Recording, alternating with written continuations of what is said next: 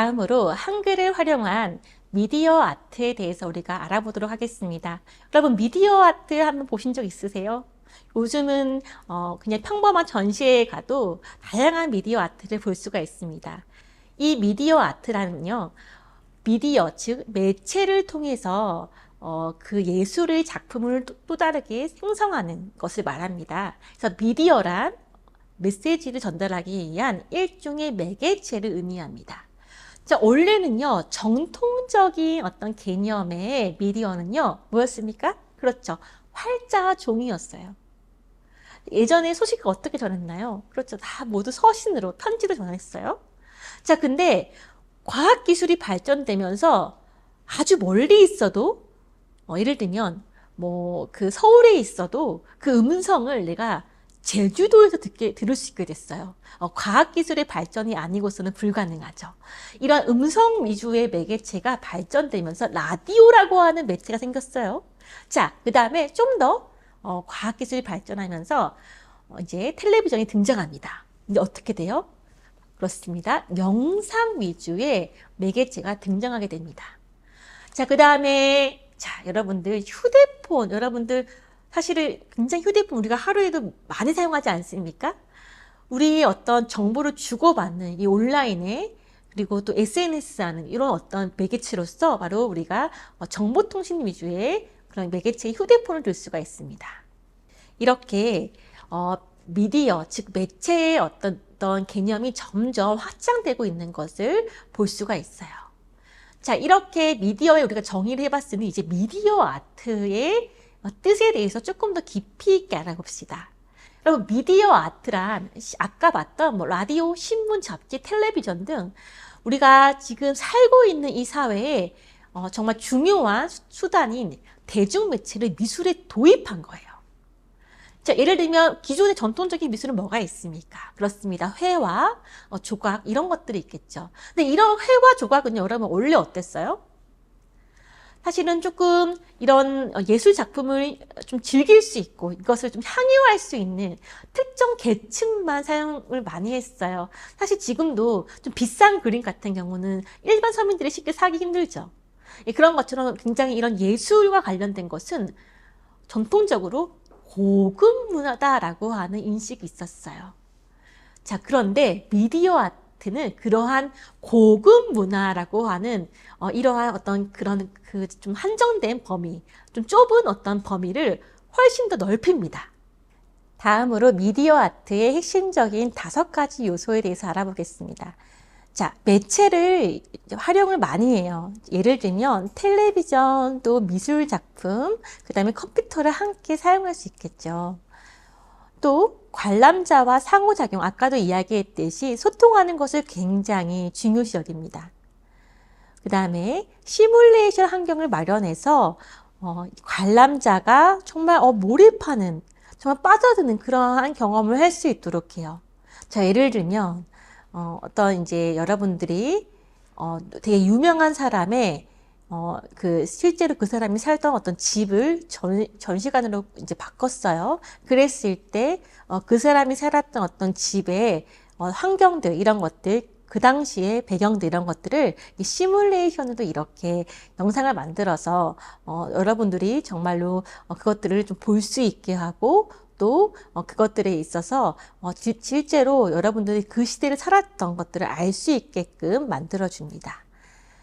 또 대부분의 미디어 아트는요, 내러티브가 있어요. 그게 뭔가 소설처럼 이 내러티브가 정확하고 구체적이지는 않지만 단순히 어떤 하나의 어떤 미술 작품만 관람하고 끝이 아니라 어떤 여러 가지 경험들이 이렇게 나열되어 있기 때문에 이러한 전개에 의해서 그 서사성을 갖게 됩니다.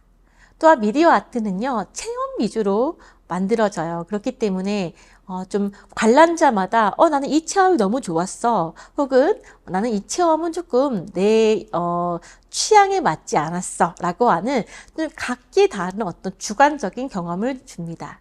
자, 여러분, 이렇게 미디어 아트에 우리가 요소를 알아보았는데요. 이 미디어 아트에 한글을 활용할 수가 있습니다. 자, 먼저 우리가 한글 특별전 그의 순간이라고 하는 이 전시에 대해서 한번 살펴보겠습니다. 자, 기억의 순간. 이게 약간 발음이 어떻게 되나요? 기억의 순간이죠. 즉, 이게 이중적인 의미가 있어요. 자음으로서의 그의 순간 이렇게도 되고요. 혹은 기억하고 싶은 순간, 기억으로 읽으면 기억하고 싶은 순간 이렇게 약간 이중적인 어떤 의미를 가지고 있습니다. 굉장히 전시회의 이름도 굉장히 독특하죠. 그렇죠? 2021년 11월 12일부터 2021년 2월까지 조선일보 그리고 예술의 전당이 개최한 어떤 특별전이다라고 할 수가 있겠습니다.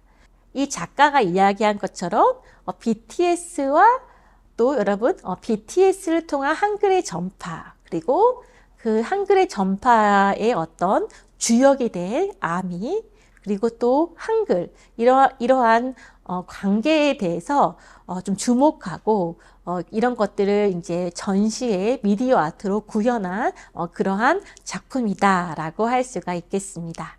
자, 그 다음에 벨기에 유럽연합의 한국문화원과 현대무용 안무팀에서 이제 미디어 아트를 전시를 한 적이 있어요.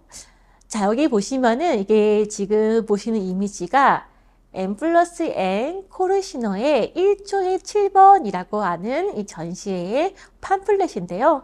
보시면은 앞에는 이렇게 한글이 이렇게 있죠. 그렇죠? 자, 여러분 지금 보시는 이 그림에 등장하는 이 여자분의 이 발레죠. 그렇죠? 이 무용, 이 발레는 어떤 글자를 상징하고 있는 것 같아요? 한번, 근데 정답은 없어요. 자, 근데 머리가 있고 이렇게 양팔이 있고요. 아마 뭐 불랑 비슷한 것 같기도 하고요. 그렇죠? 그래서 이렇게 몸짓으로 이런 한글의 다양한 서체, 즉 폰트를 약간 발레와 결합시켜서 제시를 하기도 합니다. 굉장히 한글의 어떤 아름다움 이런 것들을 이용해서 이것을 우리의 몸짓으로 또 발레로 표현해내는 어떤 아트죠. 자, 또 유명한 그 미디어 아트 그룹으로 태식 그룹이라는 그룹이 있어요. 이 태식 그룹은 한글을 아주 독특하게 잘 활용해서 미디어 아트를 하는 팀인데요. 소리, 미디어 아트, 퍼포먼스를 컴퓨터의 이 알고리즘으로 결합을 한 거예요. 자, 여러분, 요 이제 사진을 보면요. 크가 이렇게 있어요. 그쵸?